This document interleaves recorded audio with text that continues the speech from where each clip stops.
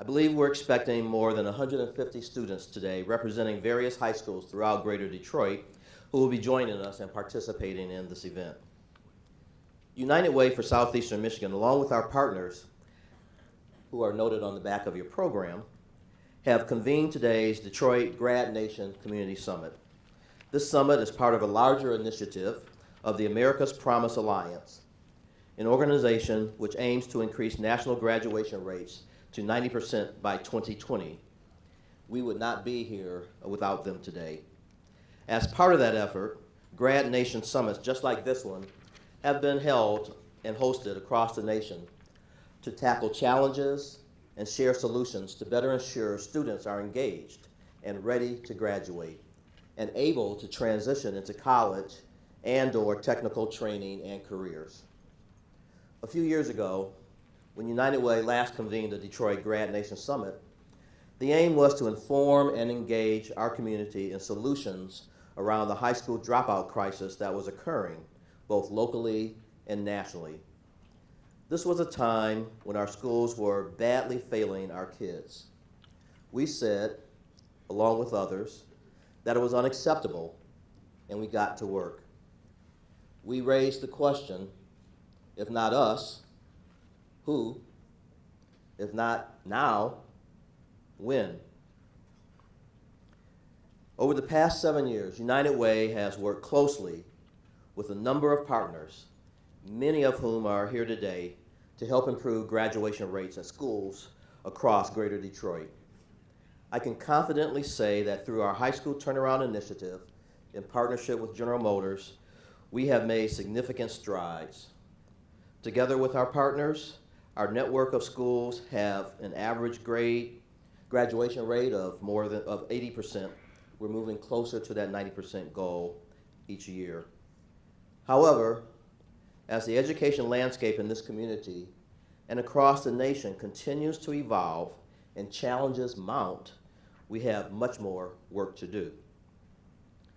United Way for Southeastern Michigan is committed to supporting education across the continuum. Our early childhood program, Bib to Backpack, exists to help prepare parents and caregivers, providing support, knowledge, and training to help their children become ready to learn and succeed in kindergarten. We know without that help, more than half of the children in our community, by the time they're 5 years old, go to kindergarten unprepared and not ready. We are also building upon our current high school work, taking it to the next level to ensure that students aren't just graduating, but that they're graduating with a clear pathway, a realistic runway to college and career opportunities. We accept nothing less than creating positive trajectories for every student for a lifetime. A key component to our success will be the linked learning model, focusing on career-focused learning experiences and learning with corporate engagement. You'll be hearing more about this in the coming months. I'm particularly thrilled about today's summit, and that it's occurring at this time and place with you. This beautiful Wayne State University campus, which I attended a couple of years ago, but it's great to be here with you, thought leaders who have a vested interest in the education of our youth. Aristotle, centuries ago, said, "The roots of education are bitter, but the fruit is sweet." It's certainly a critical time for education in Detroit and in Michigan, and I dare say that we're experiencing some bitter times right now. However, I am encouraged by your presence because it says loud and clear that you want to make a difference in the lives of students. Children in this city and across Greater Detroit are depending on us. They deserve our steadfast commitment to fixing, indeed revolutionizing, the educational system so that it truly works for those it serves. Through summits like this, we are working to provide better educational experiences to tee up students for post-high school success in life. If you've already taken the opportunity to review the program today, you will notice that included in our discussions and dialogue is the opportunity to gain valuable insight from a Detroit public school high school senior, Travon Stearns, who I've had the pleasure of talking with this morning. He will lend his perspective to this conversation as well and share how we can help create better educational experiences for youth like him in Detroit and throughout the region. We must listen to and we must learn from our youth. We have also partnered with Wayne State University and are pleased that university representatives will be offering tours of the campus later today for the students in attendance. Students, I encourage you to see yourself walking as a college student. I encourage you to see yourself achieving great things. I encourage you to remember, if you can believe it, you can achieve it. If you're a parent and you're considering college for your child, or perhaps even for yourself, I encourage you to participate in those tours as well. Beyond your participation in what I believe will be a powerful day of learning opportunities today, we encourage you to complete the cards that are on the table by checking options that are of interest to you. Once you've completed the card, you may hand it to one of the beautiful volunteers wearing white Live United t-shirts, or you may drop them off at the registration table. After the conference, you will be connected to the appropriate partner organization who will follow up with you directly. If you have questions throughout the day, there are a number of volunteers in white United Way t-shirts who can assist you. Let me personally thank the great team at United Way for Southeastern Michigan, Skillman Foundation, and all the others who have worked with us for your efforts to make today's events happen. Finally, this critical conversation would not have been possible without the generous sponsors who are listed on your program. Please show them your gratitude.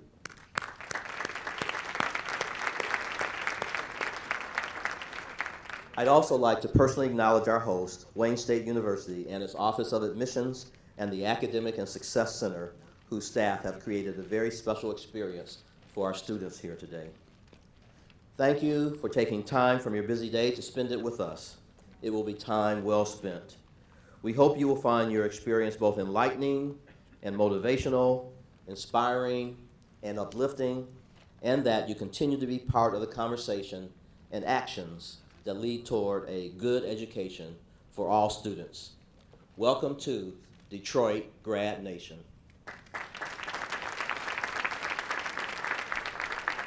Ladies and gentlemen, please welcome Director of Student Success and Community Engagement, United Way for Southeastern Michigan, Asad Muhammad.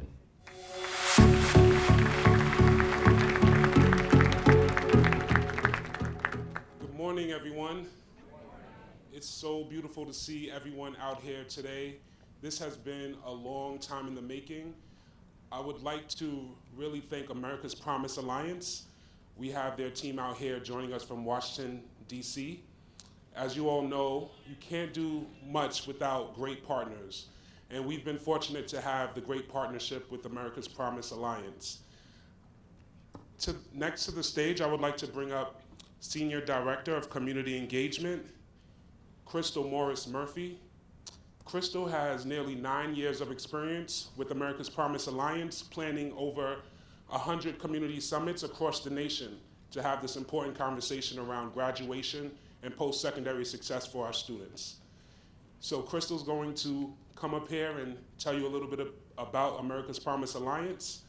So please join me in welcoming Crystal Morris Murphy.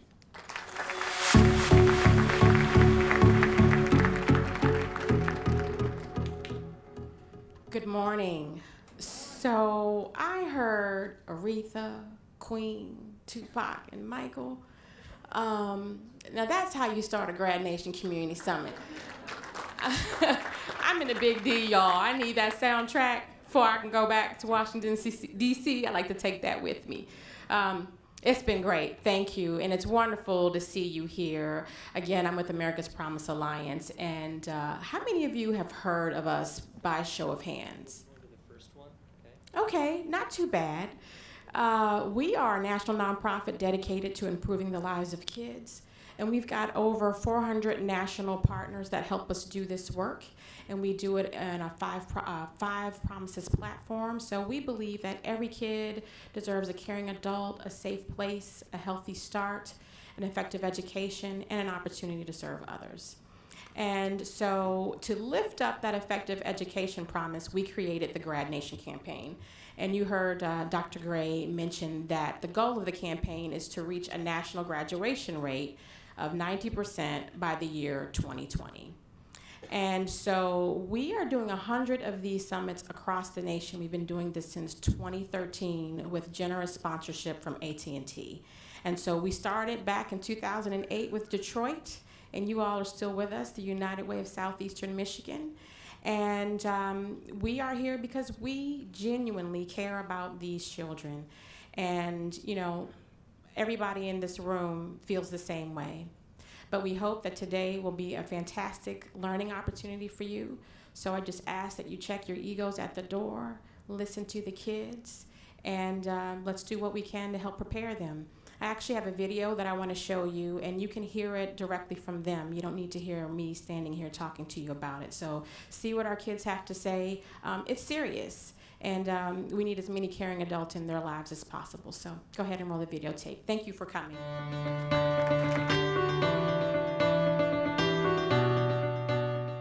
America's Promise Alliance is focused on creating more opportunity for young people, especially young people who are growing up in challenging circumstances. Our current focus is a campaign to dramatically increase high school graduation rates, because that high school graduation has become the key second starting line in life. So one of the key things that we're doing at America's Promise is that over the next 3 years, we'll be helping to hold 100 community GradNation summits, like one in Louisville, like one in Miami, like one in Providence, all over the country. So that's our effort to help spark and support change that really happens at a community level. It's important to everybody to graduate high school because nowadays you need a high school diploma in secondary education to move on with life. In most jobs, they require a high school diploma to even get in. AT&T really cares about being involved in these America's Promise GradNation summits because we believe that we need to support the communities where we live and work.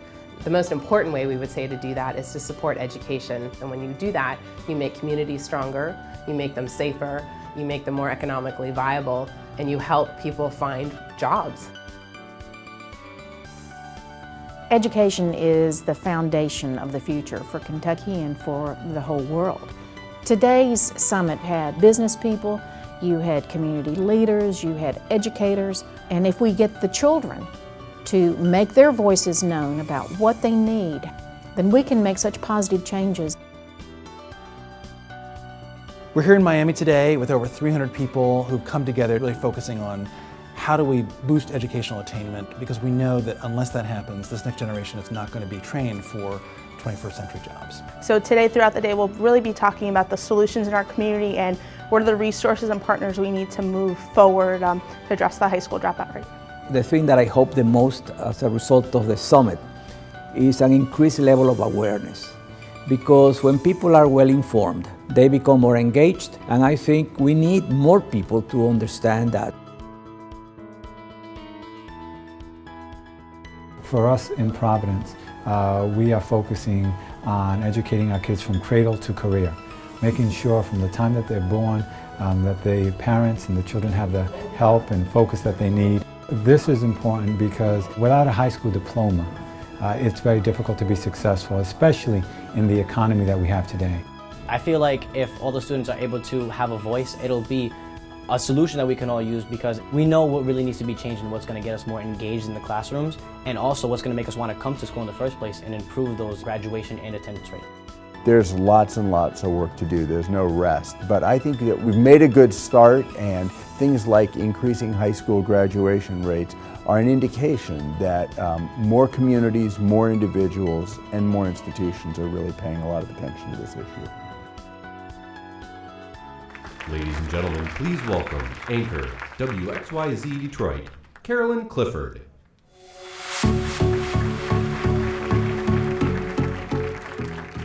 Hey, how's everybody doing this morning? You all can do better than that. How's everybody doing this morning? As Crystal said, we've been hearing a little bit of Tupac, almost like a concert going on in here for GradNation Detroit Summit 2016. Welcome, everyone. I am Carolyn Clifford, and if you haven't seen me, I'm an anchor on Channel 7. I anchor the 5, the 6, the 7, and the 11. I was a health reporter on Channel 7 for 20 years. But how many of you have seen our Against All Odds series on Channel 7? Good, a lot of hands have gone up. I'm so proud of this series that we do with the United Way's Turnaround Initiative. We feature so many schools under the United Way's umbrella. We feature kids from Hamtramck High, River Rouge, Osborn, Cody, just to name a few. And we've been doing these wonderful stories about kids who have sort of made it through the storm and made it on the other path to success despite all of the obstacles in their way. We've been doing this for the last 2 years, and I really want to thank Laura Rodwin, Assad Mohammed, and now Vicki Wynn from the United Way for making those stories possible, because we've gotten so much a great response on Channel 7. And thanks to the United Way's Turnaround Initiative program, the high school graduation rate, as you heard Dr. Gray say, is now above 80%. So many of these students are in college now, or at least college bound, which is a wonderful thing. So I think they all deserve a big round of applause. With that said, I'm going to lead a panel today, of course, talking about education in Detroit right now. We have a wonderful panel, as you can see. Tonya Allen, the president and CEO of the Skillman Foundation. So glad she's here on our panel this morning.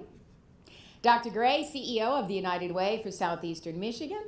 And a wonderful young man who I've had the pleasure of featuring on Channel 7, Travon Stearns. He's a senior at Osborn High School. Hopefully you've seen his story on our website or on our air. He is heading to the University of Michigan in Ann Arbor in the fall on a full ride, so he deserves a big round of applause.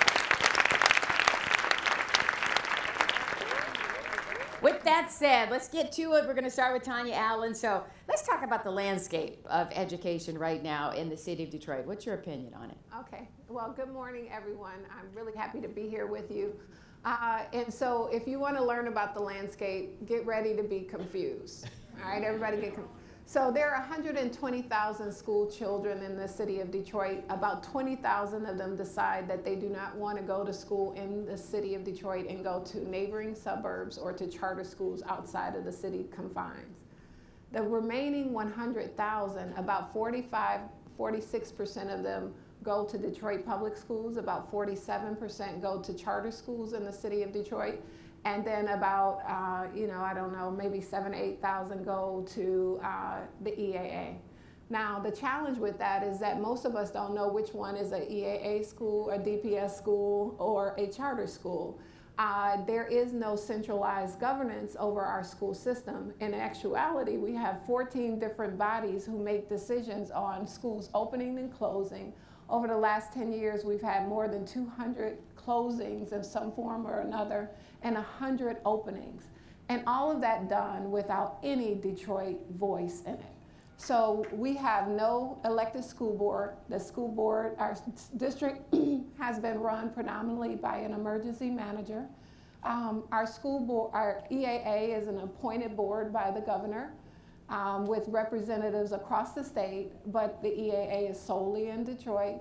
And then with charter schools, they are represented by local boards, and those boards are appointed by institutions as far as 300 miles away from the city of Detroit. Now, if you don't know how far 300 miles is, if you take that south, you'll hit Atlanta. So that just gives you a context of how we, as Detroiters, have essentially been cut out of the decision-making related to our schools. And that in order for us to improve this, then we're going to have to figure out how to make some sense of this so that we can make sure that families don't have to be in Hunger Games to find a good school for their kids, and that children don't have to walk past tons of vacancy to reach schools. Part of the dysfunction and what has happened around this is that there's a big supply and demand gap. So in Northwest Detroit, we have multiple of thousands of extra seats. In Southwest Detroit, we do too. In the northeast side and on the east side, we have too few seats for the students that are there. So we don't have a citywide view. There's nobody who's looking after all of our kids. Everybody is parsing their student population, and it's given our city a myopic view. And as you can imagine, that's not the way that we recover. That's not the way that we as a community we can be prosperous. And we'll get later into what some of the legislation that passed last night. But this is our time to really stand up as a community and decide no more. That if we want something good for our children, we can't just talk about it. We can't just post something on Facebook. It means that we actually got to get out of our seats, get on the phone, call our legislators, and start raising some hell.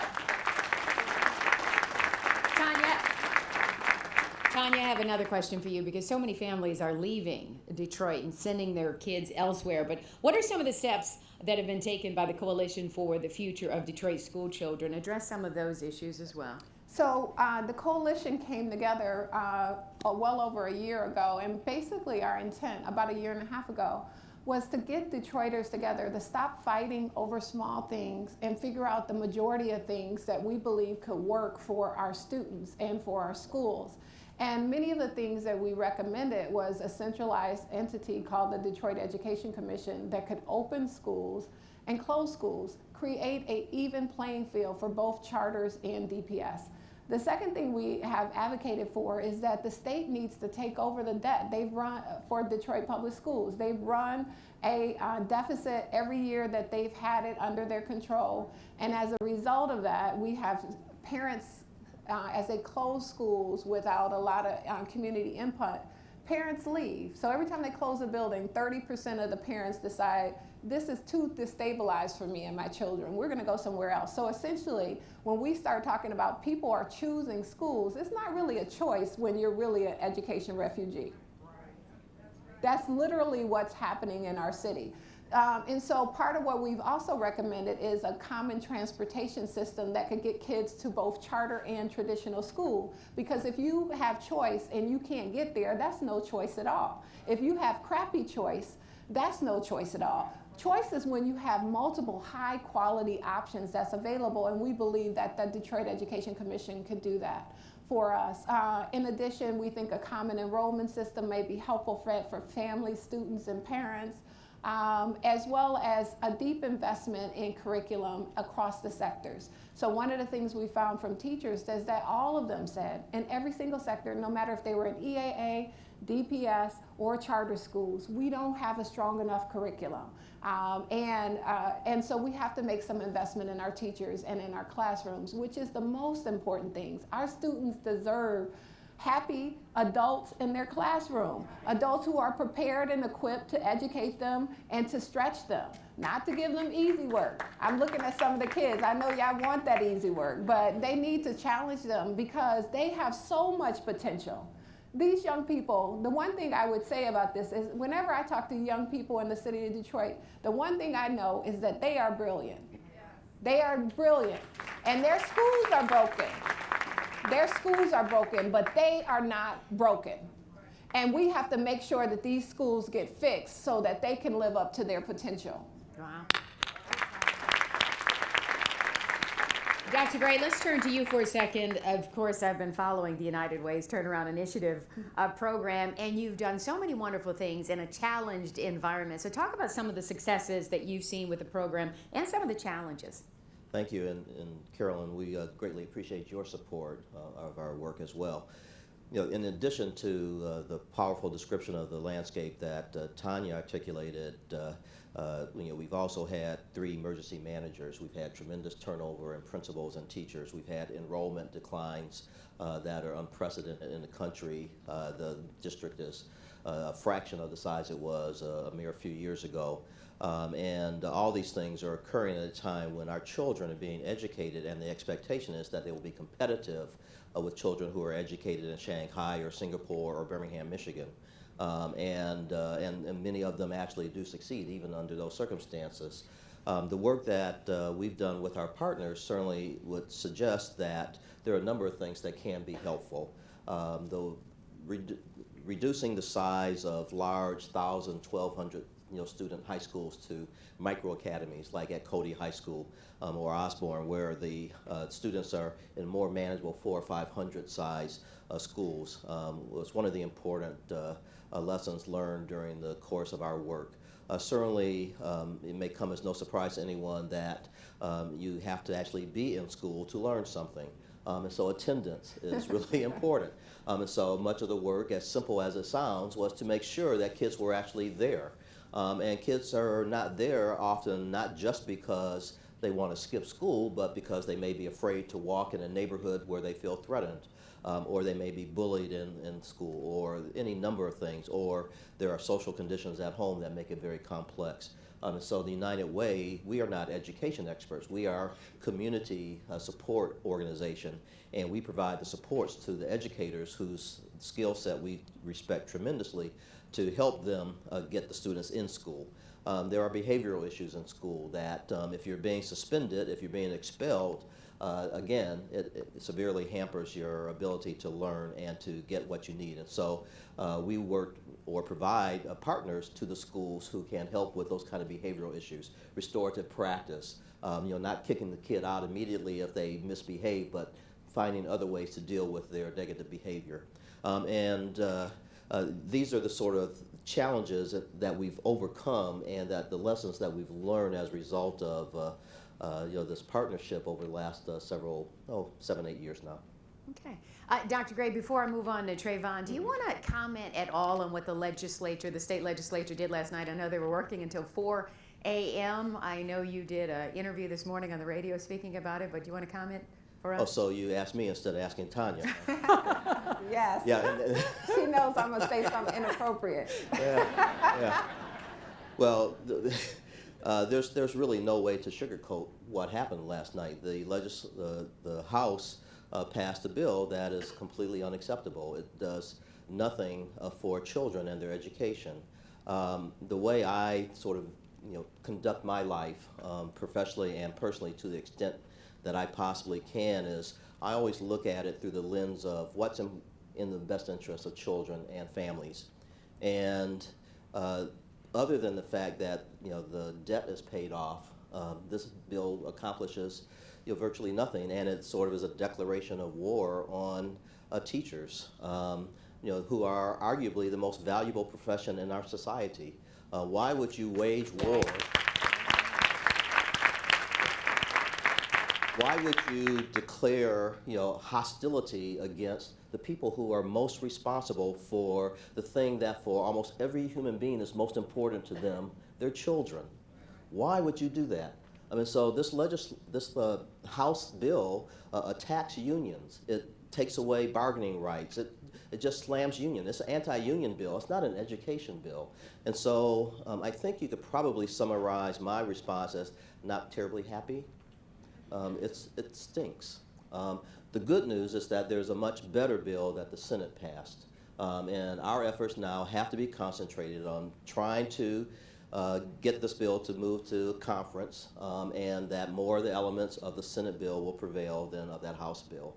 The House bill is completely unacceptable. It does nothing for our children, and indeed it may even set things back for us. So people need to get on the phone and call Absolutely. their lawmakers. Call your and make their senators in voices heard. particular, but call your legislators. If you don't know who they are, the website is easy to find out who they are. You should call, and you should call today. You should call tomorrow. It cannot wait a long time. This is a rapidly moving sort of a situation. Okay, wonderful. Travon, let's move to you now. Now, Travon is a senior at Osborn High School, but talk about some of the challenges you face, the environment you face, going to different schools in the city of Detroit, and especially at Osborn High School. Well, to begin, one of the main challenges I face just attending Detroit Public Schools is actually on my way to school, the blight just in the community. Walking to school early mornings, especially in the winter months, it's dark. And if you don't have streetlights that work on your way to school, or if you have to pass vacant houses or vacant buildings or grass up to your ears, you don't really feel safe. And it kind of discourages you before you even get to school. So you're not really upbeat or very excited to get to school because you have to pass all this blight on your way there. And then the actual conditions inside the school, I would say that also has an effect on the students, because if you're really, really hot in your classroom, you can't really focus. or if you're really, really cold, you know, you can get your work done, but I feel like it hinders you to a certain extent while doing your work. So just the conditions in the school and on your way to school, I feel is very important pertaining to the students' work when they get to school. I've had a great experience at my school, though, Osborn High School, mainly because of the teachers and administrators there who reach out to students like me and just students in general to make sure that they're comfortable inside the school, and it's more of a family feel, especially inside of Osborn, because it is broken out into 3 different schools. It's smaller, and you know all your teachers, and you know all the administration in there, and you know you have help and support, and like I said, it's more of like a family, and they make sure anything you need help with or assistance with, you definitely have that help, and they're going to make sure you succeed. Now, we know you've made it to the storm because you're going to the University of Michigan in Ann Arbor, but so many other kids face other challenges. So what would you say needs to be done to help move education forward? I mean, you are moving forward, but what would you say about other kids that you've seen in your school and in your neighborhoods? I would say what needs to be done is definitely keep the mentoring programs in the school and the tutoring programs in the school, because some students may not have that support coming from home.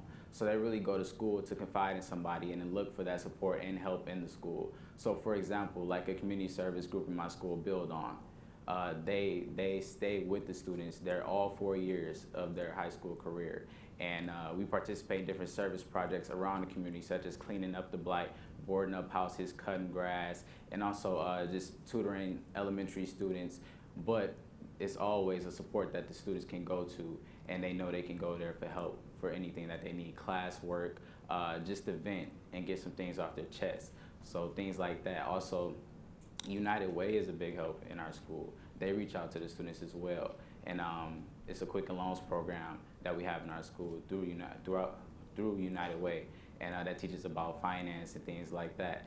Students need that. You know, we need to know all of these things to get prepared for life. So definitely keeping the programs in our school and don't snatch them away, because they play an important role inside of all our schools. So I would say that needs to stay in place. And if any new programs come in place, they need to be effective programs, not just, you know, a hokey doke program you just want to throw in there, just say, oh my, I threw this program in a DPS and, you know, yeah, I have a program in there. It has to be effective. You need to get feedback from the students to make sure the program that you have in that school is actually doing something for the students. So yeah, that's what I would say is important for their education and for the student as a whole, as a person. Wonderful. Okay, Dr. Gray, let's turn back to you. Talk about your background, not only as a pediatrician, but now you're the CEO, of course, of the United Way. How has that influenced your perspective when you think about what's going on, not only in the city of Detroit in terms of education, but the region as a whole? My perspective as a pediatrician and professionals have been devoted to the holistic care of children my entire life. Really, as I said earlier, is that one, it allows me to sort of view the world through the lens of what is in the best interest of children, and that's how I evaluate everything. And it's really, frankly, how I ended up at the United Way, which seems a somewhat unlikely sort of place to be as a pediatrician. Children certainly need to be educated, but children also need to be in safe neighborhoods. Children need to be in stable families that are able to take care of themselves and to sustain themselves and to teach their children the values and how to live life and how to become productive adults. They need caring adults around them who have their best interest in mind. They need adults around them who, when they look at them, they see the potential of the future. They see the future being written in the eyes and faces of those young people. Children are not segmented organisms that, okay, now we can educate, now we can do this, now we can do that. They are, whole human beings, and everything that we do impacts and influences how children are raised and what they ultimately become. So that, to me, is really critical. And so the work that Skillman does, the work that United Way does, the work that many of our partners in this room do, isn't just the education work. It's really the work of providing a supportive environment for children the right substrate, if you will, to grow a productive, highly educated, skilled human being that will be prepared to live life in the 21st century. Our world has become much smaller and complex, and the demands and expectations of our students and our children grow every day. And we have an educational model and educational performance that looks more like the 19th century than the 21st century. And that's really not acceptable. And so I feel right at home at United Way. It's a good fit for me. The missions are very similar to my children's hospital work. It is really all about kids. Okay, wonderful. Tonya, tell me, what kind of role should corporate sponsors, should the community play in changing Detroit schools? I mean, when you think about it, on the news every day, we're talking about math teachers, not even certified math teachers, not being in classrooms in the city of Detroit. I don't know how we can put our Detroit kids on a level playing field with other kids from other communities or other states. What can corporate sponsors do to really make a difference in the city of Detroit? Well, I think that there are maybe three things that I think corporate sponsors could do. I think the first is, one, let me say this. I actually think that we have a very generous corporate community in Detroit.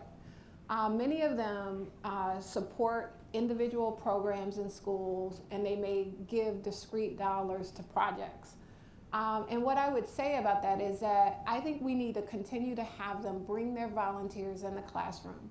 Our young people need to see professionals in their schools who are talking about real life work, giving them exposure to those experiences in their school, and giving them some opportunity to go into their office buildings as interns, for summer jobs, etc. But just exposure in general will help. First jobs will make a huge difference, and I think that the corporate sector must play a leadership role in that.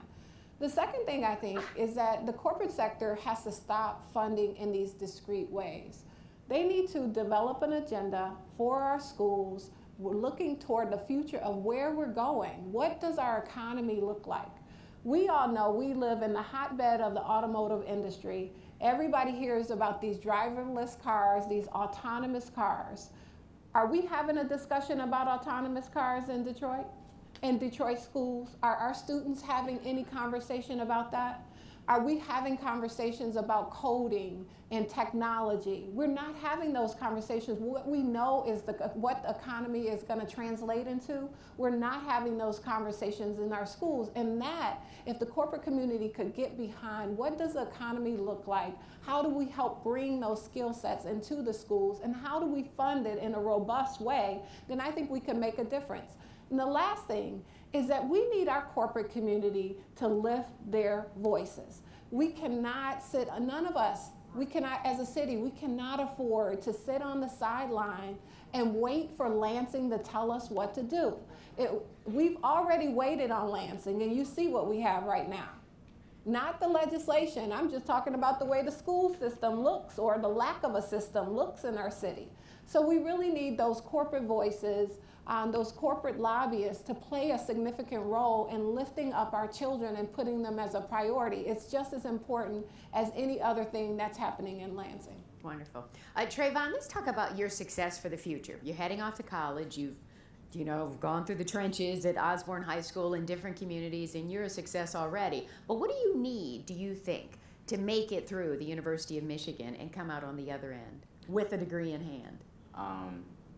I believe I still need that support, those mentors and tutors, and I know which will be available to me at the University of Michigan because I've already started networking and connecting with people up there, and I've had people reach out to me to let them know that they are there to help me at my time at the University of Michigan. So I definitely do still need support with the caliber of the work, make sure I understand all the material, and if I fall short of anything, just to know that I do have somebody there to keep me going through my journey as a freshman at the University of Michigan and my following years at the university. And just somebody there to see me through and make sure that I do come out with that degree in my hand. And I'm able to jump on all the opportunities that are given to me, and to learn that opportunities aren't just going to be handed to me. I have to be hungry enough to go out there and get those opportunities, and do what I want to do at the university. And when I come out of the university, I want to come back and actually put some things in place, not just for my community, but the city as a whole, and let other students know that this, the east side of Detroit, this is something, it's something way bigger than this over here, and just to maybe even put in place some programs of my own, some mentoring programs, some tutoring programs, because I once was that student there who grew up on the east side of Detroit and went to Osborn High School and was told that, this is it right here. But I knew it was something inside me that was like, no, this is not it. And so, yeah, just to come back after I graduate, put some programs in place, and teach like-minded students like me that they got something going for them, and it's something way, way bigger outside of this area. All right. We'll be looking forward to that, Tonya, one last question for you before we let Dr. Gray wrap things up. Just give parents in this audience some advice in terms of the Coalition for the Future of Detroit School Children. How can we improve school options for parents and their kids moving forward? Yeah, so I think, well, first can I just say before that, Carolyn, I'm trying to figure out how to make sure that I have Travon with me all the time, so when my daughter grows up, she'll have a nice husband. Watch out, Travon. Right, yeah. Yeah, I believe in arranged marriages. Okay, so getting back to the real issue at hand, I think what parents can do is choose wisely. So Excellent Schools Detroit puts out a fantastic report card on schools. And it lets you know which schools are doing the strongest jobs in terms of educating children. So go to that website, and all of us as practitioners, teachers, etc., we should be encouraging parents to go there so that when they make a choice on school, they're not making a choice because somebody said it's a good school or it's the closest school nearest to them, but it's actually the best school in terms of producing academic quality for kids. The second thing is we need parents to be active. Now, I can talk as much as I'd like about what I dislike about what's going on in Lansing, but in actuality, we as a community have lost agency. And what I mean by that is that we are not owning our schools. We're not owning our classrooms. We need to be supportive of teachers. That means that we need to be present in those school buildings volunteering. It means that we need to make sure that our children are doing their homework and that they get to school on time. In Detroit, we have one of the highest absentee rates in the country. And Dr. Gray already said you can't learn if you're not there. And so parents, we need you to get your children to school. And so we just need you to be present and partners in the education process with our teachers and as well with all of us as we're trying to push for good public policy. But it's going to be a both and. I often say that the recommendations that the coalition put out and the recommendations that will come out of Lansing, no matter what it is just triage. It just keeps the patient alive. It doesn't mean that the patient is thriving. In order for the patient to thrive will require parents to be actively engaged and community actively engaged and the corporate sector actively engaged in saying that we will change this. We will make sure that our young people will have every single opportunity available to them, just as Travon just talked to us about, the kinds of things that need to happen in everyday school buildings. Wonderful. So Dr. Gray, in our last minute or so, I'm going to let you wrap things up. How can the community as a whole get involved in your efforts and in the efforts of the Coalition for the Future of Detroit School Children? I think Tonya certainly highlighted many of the things that are critical. That's the engagement, involvement of parents, ensuring that their children take full advantage of what they do have available. Certainly, America is a wonderful country. Democracy is a great form of government. Democracy, however, requires participation. If you don't interact with your legislators, if you don't engage yourself and involve yourself in the voting process as we have going on right now at the national level, if you don't participate, then you basically have said, I don't care, and you guys can decide whatever it is that you think is important and is of the self-interest perhaps of those you represent. And we are seeing the fruits of that, I think, play out in the news and in our state capitol at this very moment. Tonya says we really have lost agency. We have a very limited voice. You know, if Detroit were larger, or if Detroit had more representatives, you know, our voice would be louder. But certainly we have ways to influence public policy through other organizations, through political organizations, through nonprofit organizations who are allowed to advocate for specific issues. Use those cards on your tables. If there are things that you see that you want to learn more about or are interested in, take advantage of it. You know, associate with people who are active and who are concerned about their communities, and ignore the negativity that sits in our communities. We are not victims. We are not powerless. We have control of our destinies if we choose to take it. So true, so true. Well, we thank you for listening to this panel, Dr. Gray, Tonya Allen, and Travon Stearns. Hopefully you enjoyed it and hopefully you learned a lot. I just want to say one last thing because I know we're out of time. But for parents in this audience, I grew up in the city of Detroit. When you hear a kid like Travon say that there's grass up to here, or that there's blight in a community, my mother would knock on doors and say, we're all going to get involved on Saturday. We'd all go out there with bags and we'd sweep up, we'd cut down trees. And if there was trash on the ground, we didn't wait for someone to do it for us. So you have more power in your communities. Just get everyone involved and do it together as a group. That's my last note. But thank you for having me here. A great panel discussion this morning.